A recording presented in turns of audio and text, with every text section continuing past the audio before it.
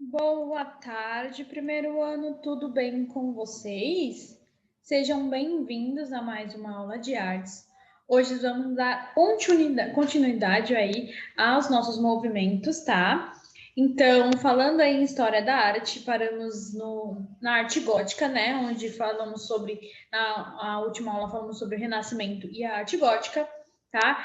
E a gente também já falou sobre o Barroco aqui, tá? Então, hoje, vamos dar continuidade ao assunto do Barroco, né? Que o Barroco, ele dá uma entrada em um outro movimento, tá? Uma influência aí enorme em outro movimento aí que seguiu nessa linha do tempo aí, né? Chamado Rococó, tá? Então, hoje a nossa aula vai ser toda dedicada a este movimento aí bem alegre, tá? Da história da arte. Então, vamos começar falando aí um pouquinho do Rococó. Deixa eu colocar em tela toda para a gente começar a aula. Só um minutinho. Então, vamos lá começar a aula de hoje. O Rococó é um movimento totalmente alegre, super leve, delicado, tá? O significado da palavra em si, você já consegue entender, né? Por que que ele é tão delicado assim, tá? Então, olha lá. Um novo estilo artístico, rococó, 1720 a 1760. É um estilo alegre e elegante, gosto de alta sociedade aristocrática e burguesia. Então, o movimento artístico radicou de França para o resto da Europa. Então, centro intelectual e artístico da Europa. Então, ele é um movimento, gente, que ele veio sucessor, né, do barroco. Então veio com muita influência barroca, tá, em alguns traços.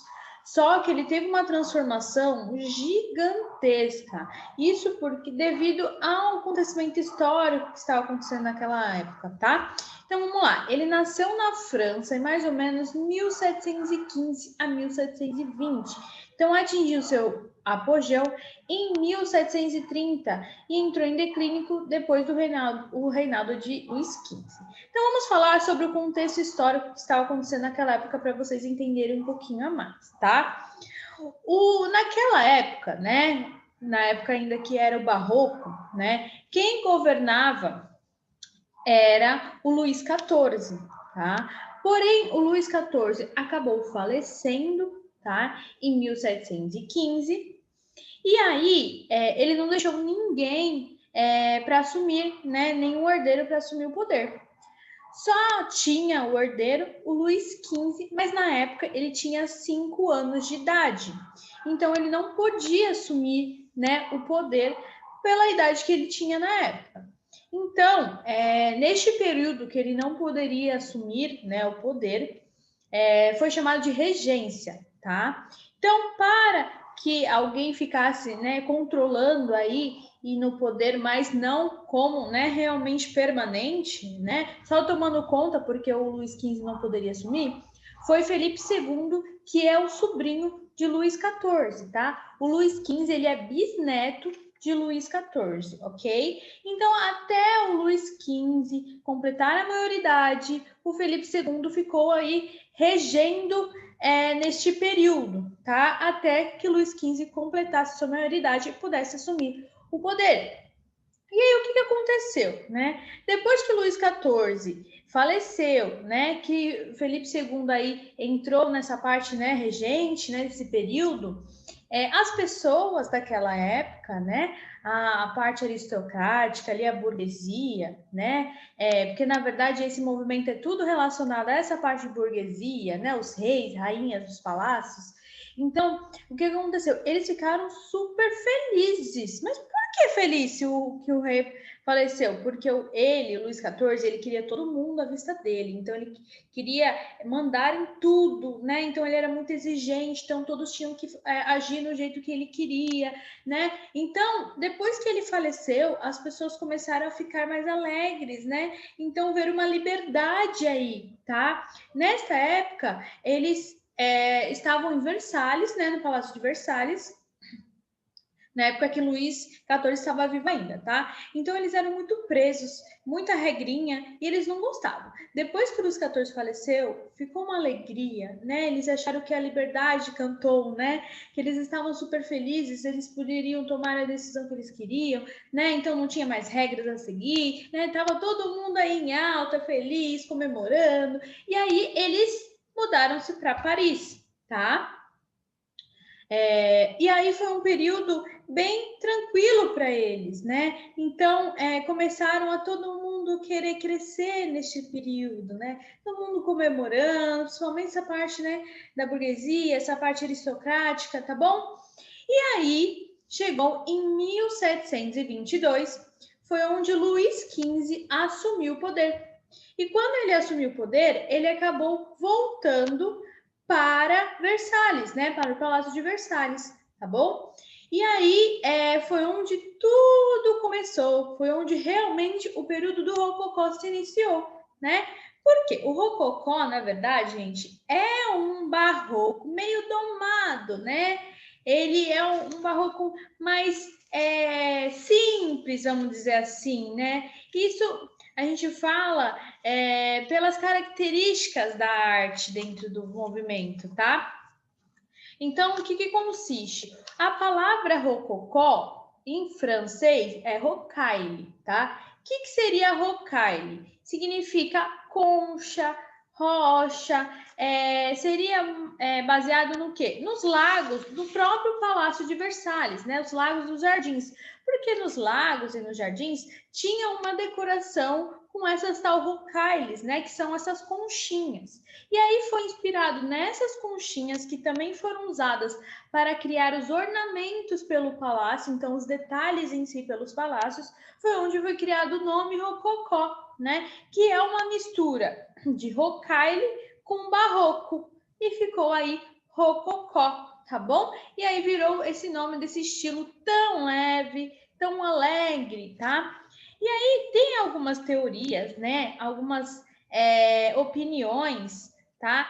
Que falam que é a arte do prazer. Por que é a arte do prazer, né? Por esse motivo de todo mundo ficar alegre, né? Nesta arte.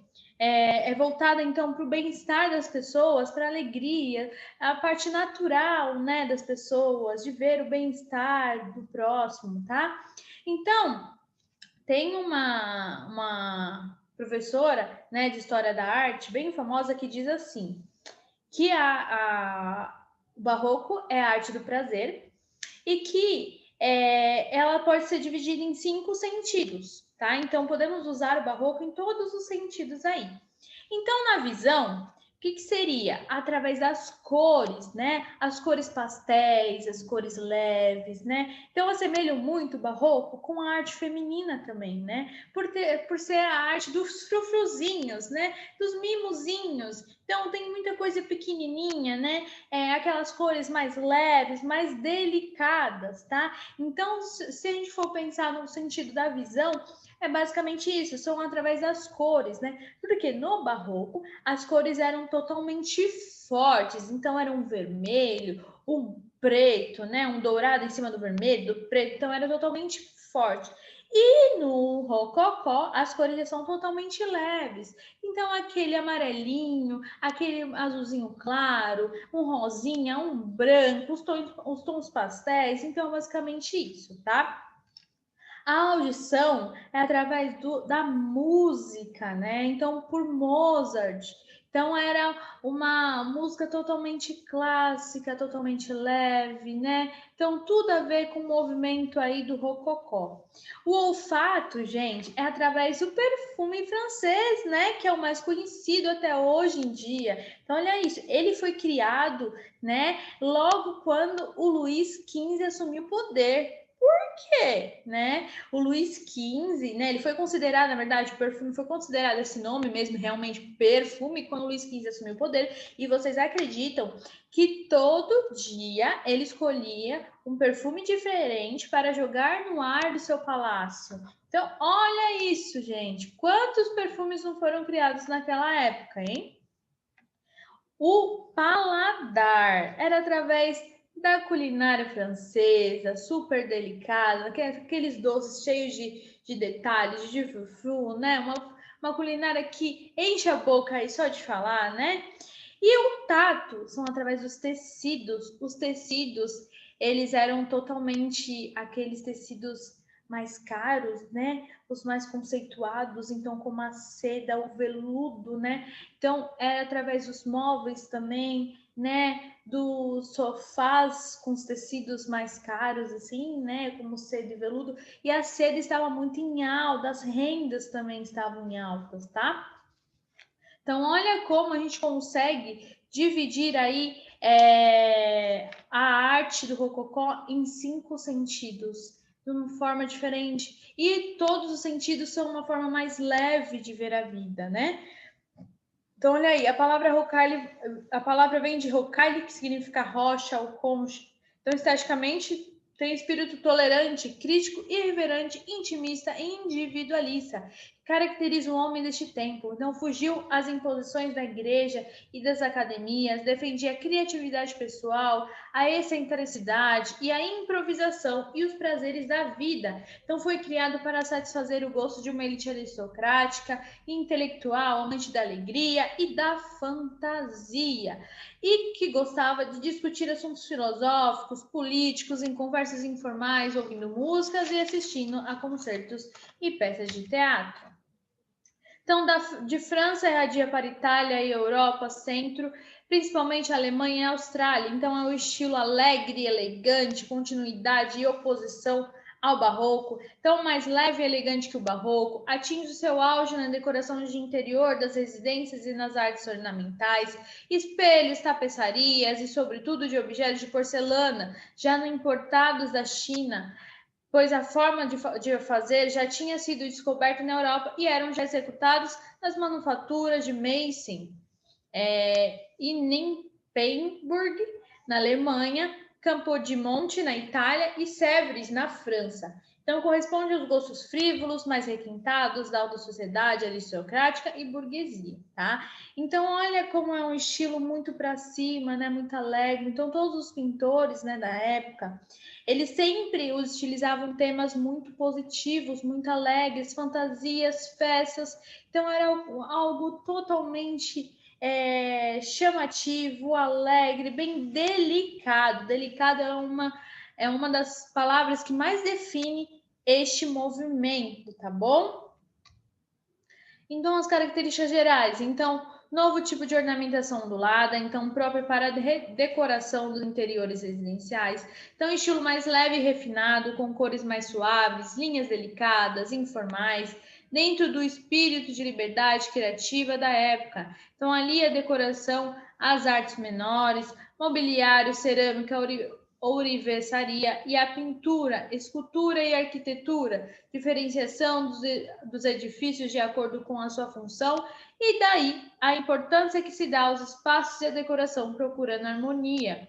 Estruturas arquitetônicas apresentam um traçado exterior simples em comparação com a preocupação e dedicação que existe em relação ao interior. Então, utilizam elementos decorativos, barrocos, como arabescos, linhas ondulantes, irregulares e assimétricas, mas com mais liberdade e sensualidade, com uma variação mais caprichosa de forma e motivos, e com novos elementos, como conchas, águas marinhas, rocalhos, que são as rochas, e chinourices, chineses, que chegam à Europa através de comércios coloniais, sedas, porcelanas, utilizam materiais fingidos, falso mármore e estoques pintados. Então, olha aí, arquitetura rococó. Olha que bonito. Então, olha que interessante, né? Era uma arte da burguesia, né? Um estilo da burguesia, mas olha como eles não utilizavam materiais de primeira, né? Utilizavam materiais falsos, como falso mármore, né? Estuques pintados. Olha isso. Interessante. Por mais que eles tinham dinheiro, eles utilizavam material barato para fazer o estilo, tá? Então, olha aí, na arquitetura do Rococó, então, os tipos de arquitetônico são igreja, abadia, chateau, que é o palácio campestre ou periférico, palácio urbano e hotel particular, tá? Então, características gerais interiores, menores proporções e normalmente edifícios com apenas 2 andares baixos, fachadas mais alinhadas e alisadas, são abolidos os elementos clássicos decorativos como colunas, frontões e esculturas, então mantiveram-se as balaustradas, as cornichas e os entablamentos. Os ângulos retos foram suavizados com curvas, telhados de 2 águas, portas e janelas maiores e com arcos de volta perfeita, né? Dentro aí da arquitetura, tá? Na parte de interior, mudou também a relacionada às cores, né? No barroco, as cores eram mais escuras, né? E com dourado, muito dourado por cima. No rococó também tem o dourado, né? Todos utilizaram o dourado, porém por cima de cores mais claras. Então, cores brancas, rosinha claro, amarelo claro, azul claro, né? Cores pastéis, tá? Cores leves.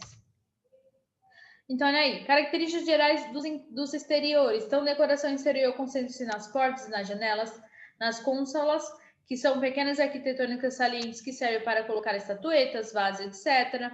O mesmo que míssulas.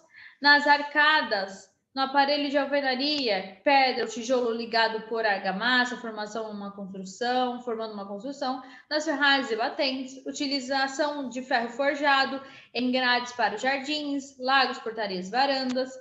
Os jardins continuam a ser parte da arquitetura civil, tal como no barroco, e compõem-se de grandes relvados, como arvoredos, esculturas, rampas e lagos, pavilhões de caça, pequenos apartamentos, pagodes chineses, quiosques turcos, que servem de locais de reunião íntima com fogos de artifício, festas de máscaras e celebrações públicas. Então, olha aí um exemplo de arquitetura rococó. Olha como a arquitetura rococó já é um pouco menor, né, lá do barroco, tá? Olha aí o ferro forjado na decoração, era muito utilizado nesta época, tá? Ó, 2 andares baixos, fachada alinhada sem elementos clássicos para decorar, mas mantém as balaustradas. Olha aí que interessante, super simples, né? A parte de fora. Então, olha aí, portas com arcos de volta perfeita, decoração exterior, ó, tem alguns ornamentos aqui, só que poucos, e balaustradas. Telhado de 2 águas, balaustradas, que são essa parte aqui, e relvado com pequenas árvores. Então, os jardins eram enormes, né? Às vezes o jardim era maior do que o próprio palácio, tá? Olha aí, olha o tamanho do jardim para o tamanho do palácio. É muito maior, né? Então, olha que lindo. Jardins com lagos, esculturas e arvoredo, 2 pisos, olha aqui, ó. Palácio de Sanssouci e Residência Zurburg. Olha aqui. Pavilhão de chá chinês, Palácio de Sanssouci, estrutura de apoio de plantas em ferro forjado e Templo da Amizade. Olha aqui, Palácio de Queluz. Todos são estilo rococó, tá? Viu que o jardim, ele é muito valorizado nesse estilo, até porque o nome veio, né, de ornamentos que foram encontrados no próprio jardim. Então, olha aí. Característica dos interiores. Então, o salão principal, o centro das dependências, à volta do qual há algumas salas secundárias e a escadaria para o andar superior, onde ficam as divisões privadas dos donos da casa. Então, as divisões são baixas, pequenas, independentes, arredondadas e com pavimento parquet, iluminadas pelas portas e janelas, pelos vários espelhos e pelos cadeeiros ilustres. Então, a decoração das divisões é feita com diferentes tipos de móveis, cômodas, computadores, escrivaninhas, grandes relógios, poltronas, canapés, etc. Em madeiras preciosas, envernizado com incrustações de madrepérolas, lacas e bronzes. Em cima deles eram colocados bibelôs de prata e porcelana. Esse estilo, né, é também chamado de estilo do frufruzinho, né? Eu falo assim. Por quê? Para vocês entenderem que rococó, sabe que antigamente, né, que nas casas as mães gostavam de comprar um monte de bibelôzinho e colocar em cima dos móveis, né? Um monte de decoraçãozinha pequena, é basicamente isso, né? O rococó era muito frufruzinho, muito detalhe, muito mimo, muito bibelô que colocava aí nos ambientes em cima para decorar, tá? Então é dessa época aí, né, que veio esses bibelôs, tá bom? Então as paredes também são cobertas de decoração com cores claras, misturando-se com dourado e prateado das molduras das telas, tapeçarias, frescos e relevos. Os cantos e os limites das paredes desaparecem totalmente sob essa decoração imensa e pela utilização de sofitos, superfícies curvas que ligam o teto às paredes.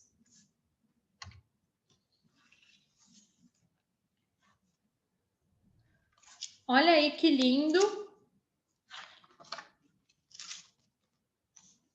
os locais. Ó, aqui ainda tem um pouco de barroco, tá vendo que são cores escuras? Então, as partes que tem cores escuras, ainda a influência do estilo barroco, até porque aqui os quadros são barroco também, tá? Mas olha essas outras partes do interior deste palácio. Olha como são tons pastéis, né? São mais leves, mais claros, tá? Tem uma diferença do barroco. Olha os ornamentos, né? Não são tão chamativos como era lá no barroco, tá? São mais simples. Olha as conchinhas. Tudo tem a ver com esse estilo, tá? Olha aí. Cores claras.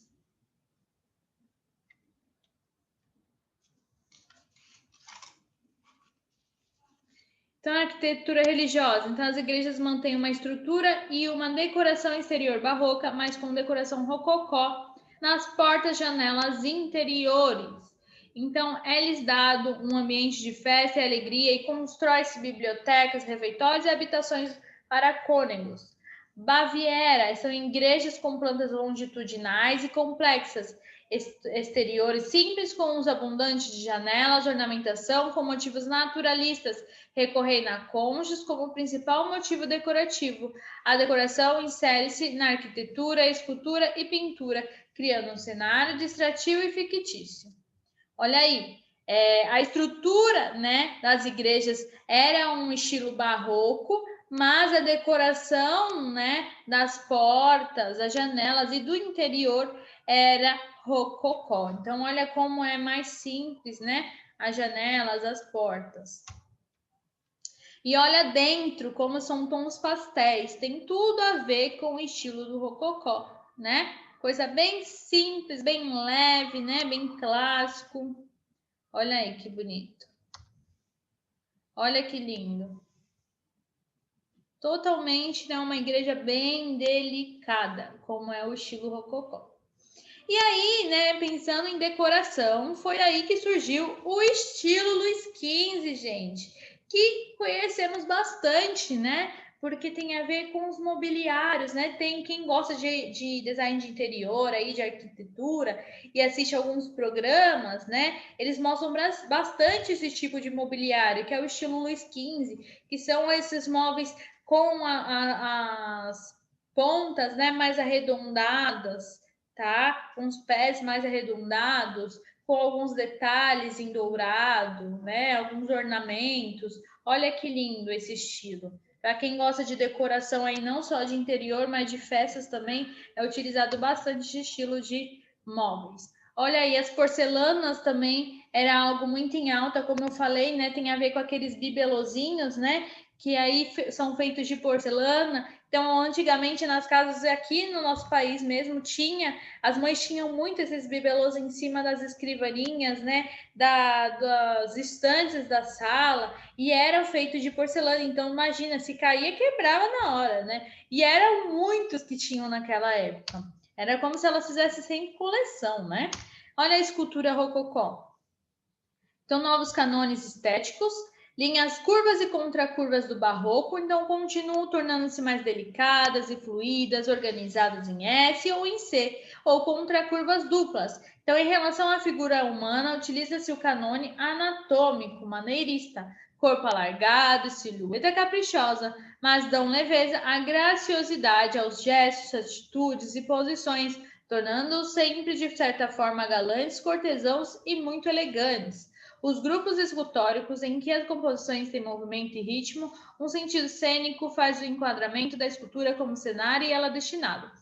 A escultura do rococó, né, ela gosta de passar o movimento, né, do tecido, principalmente. Porque o tecido no estilo rococó ele era muito valorizado, né?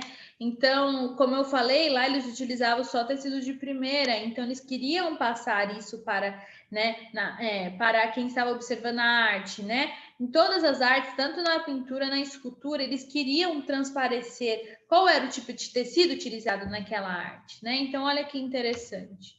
Então, novos gêneros escultóricos. Então, privilegia-se a escultura ornamental em vez de escultura independente. Então, novos gêneros. Escultura decorativa como parte integrante da arquitetura, com motivos naturalistas. Estatuária de pequeno porte, destinada aos interiores e com funções decorativas ou de entretenimento. Então, bibelôs, bustos, estatuária, religiosos, composições mitológicas e alegorias. Né? O que eu falei, os bibelôzinhos, né, que ficavam ali em cima da estante para decorar. Novos materiais, então recuperaram-se materiais que até então tinham sido ignorados, como madeira, argila, gesso, porcelana, né? Este último foi o verdadeiro material do rococó. Então, dentro do rococó, né, a porcelana sempre estava em alta em todos os aspectos, tá bom? Mas não é por isso que outros materiais também não foram utilizados, como madeira, argila e o gesso. Também foi utilizado, mas a porcelana era mais utilizada, até porque, né, porcelana é um artigo de luxo também. E como era um estilo mais burguês, né? Então, nada mais justo que ter uma porcelana aí com um material melhor, tá? Então, foi extremamente popular e o mais usado para a produção de pequenas esculturas ornamentais e divertidas. A sua clientela era maioritariamente aristocrata. Então, novos temas. Abandonam seus temas sérios e nobres e dá-se preferência aos temas menores, irônicos e alegres, jocosos, sensuais, galantes. Na estatuária de pequenas dimensões, mas na estatuária independente mantiveram-se os temas honoríficos e comemorativos. Então, nos temas mitológicos, preferem-se os deuses menores. Nos temas profanos, dá-se mais valor aos aspectos mais íntimos do cotidiano em gestos galantes, graciosos e requintados. Então, o tema religioso, usado sobretudo na Alemanha, mantém-se mais tornado menos sério, utilizando-se roupagens mais luxuosas e poses galantes. Então, olha aí o exemplo de duas esculturas do rococó. Um tema religioso, ó, contra curvas, curva e contra curva, leveza e graciosidade nos gestos, olha aí, sempre, né, a delicadeza aí transparecendo, roupagem luxuosa, né, e pose galante, olha aí os detalhes da roupa, né, era muito valorizada, como eu falei, os tecidos, movimento e ritmo, gestos galantes e graciosos. Então, olha aí, porcelana em biscuit, então, estatuária de pequeno porte, destinada a decorar os interiores, em temas sensuais, jocosos e galantes. Olha aqui, curva em S, movimento e roupagem elegante.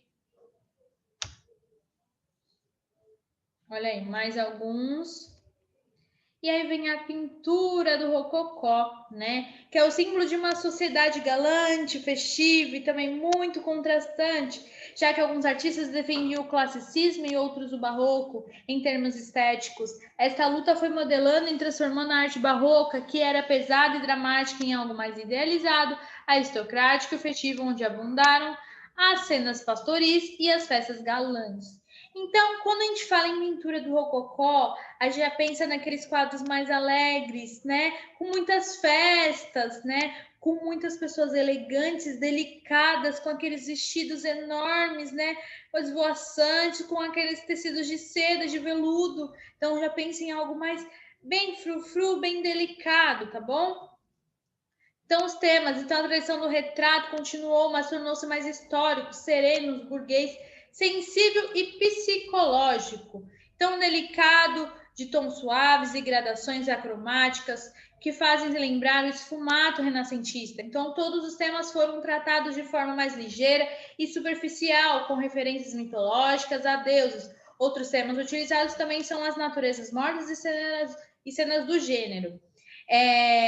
Dentro da pintura rococó, eles queriam realmente, né, mostrar o tecido que era utilizado em referência àquela pintura, né? Porque, na verdade, eles criavam um retrato. Então, o retrato é o quê? Alguma pessoa que eles estão ali retratando, né? Pintando em uma tela, tá? E aí eles queriam representar realmente a roupa, o tecido que a pessoa estava utilizando. Então, eles pintavam de um jeito que você conseguia, né, observar qual era o tecido, identificar. Então, o seda, o veludo, né? Eu vou mostrar alguns exemplos que você consegue realmente identificar qual o tecido utilizado pelo modelo, tá?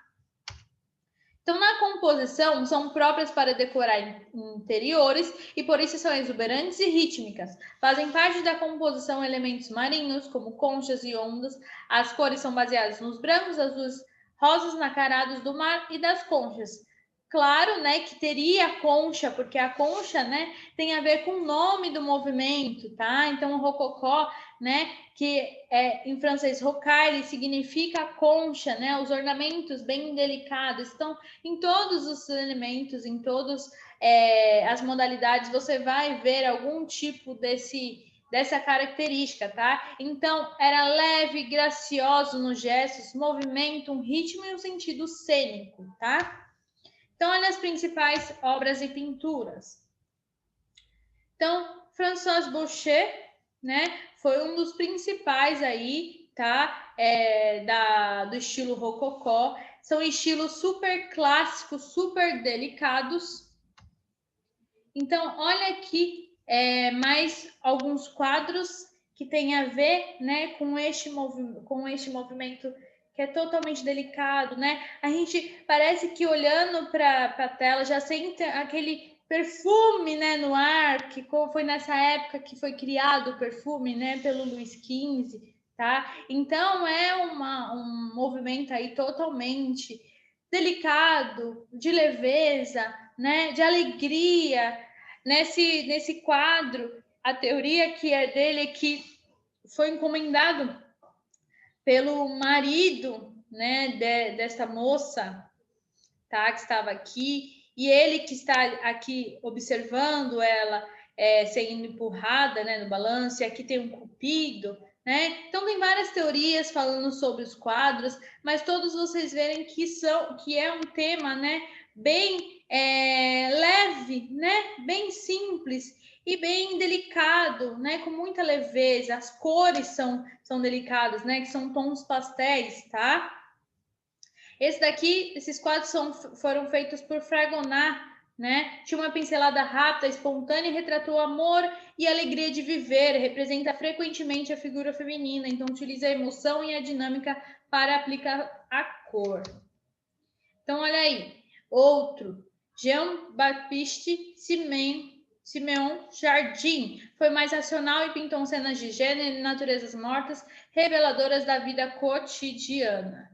Então, olha aí, o ator é um dos mais importantes, tá? Do movimento, os mais conhecidos, tá? Dizem que ele ficou conhecido, né, como o pintor das festas galantes, tá?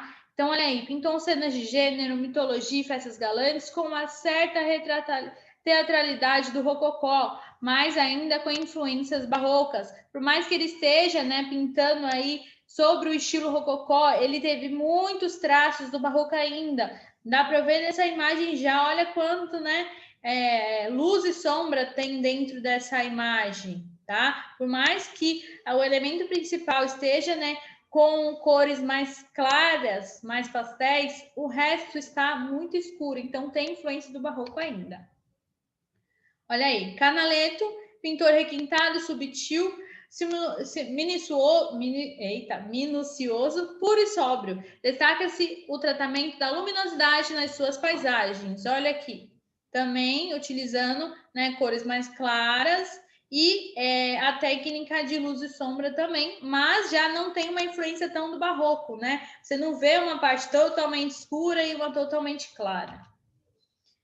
Gardin, tá? Francesco Gardin pintou paisagens imaginárias onde mistura o real e o surreal, a arquitetura e a fantasia, e já pinta com uma cor e luminosidade quase impressionista. William Hogarth demonstra a ligação ao rococó na harmonia das figuras e na utilização de curvas em S. Joshua Reynolds, retratista do estilo delicado, combina a mitologia com a elegância clássica e o retrato coletivo.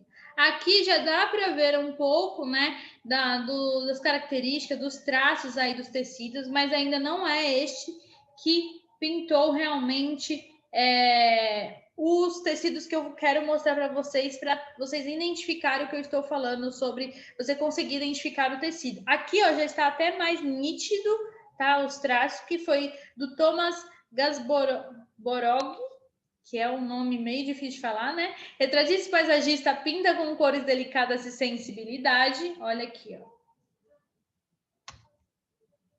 E aí, então, dentro do rococó, tem a pintura mural, que é uma pintura trapeau, nas paredes e tetos das igrejas e palácios. Então, são aquelas pinturas que são feitas, né, nos tetos das igrejas, nos tetos do palácio. Normalmente, quando você entra nos ambientes, você olha para cima, é como se tivesse uma tela, né, gigante aí no teto, tá? Então, quais são as características? Grandiosidade, teatralidade, ilusão, movimento, pretendia simular a realidade, cria jogos cromáticos e luminosos, escuros primeiros e claros depois, que dão um efeito de surpresa. Então, composições amplas que dilatam o espaço, onde é difícil distinguir entre os elementos arquitetônicos falsos e verdadeiros e que se projetam para o céu. Temas quase sempre religiosos, figuras com movimentos sinuosos e vigorosos e vestes muito acentuados, reforçando o movimento, o uso da perspectiva organizada e unifica a composição.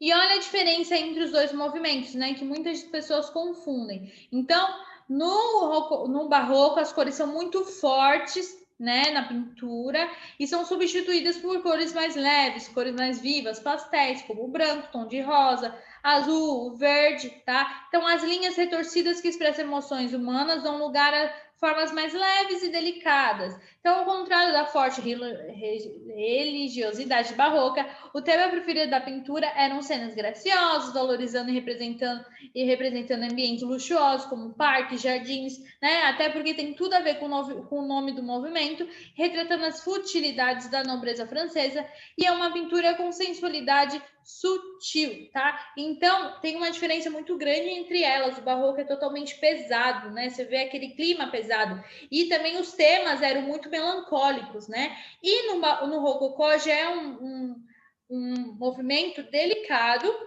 com temas mais leves, mais alegres, né, com mais festas, comemoração. Até porque, né, o rococó ele foi criado, né, num momento de comemoração, que foi quando Luís XIV faleceu, né, e aí seu bisneto Luís XV assumiu quando ele fez só a maioridade. Então, nesse tempo, né, entre ele falecer, que 1715 e 1722, né, teve um tempo aí que foi o período de regência, tá? Que foi quem regeu foi Felipe II. Então, quando Luís XIV faleceu, foi um tempo que todo mundo comemorou, porque ele era muito rígido, né? Ele tinha muitas regras e as pessoas estavam cansadas. Então, todos se sentiram livres, né? E alegres. E foi aí o momento que teve essas comemorações, né? Essas cenas retratadas aí nas pinturas das festas galantes, né? Daqueles vestidos, né? Bonitos, luxuosos, tá? Das pessoas,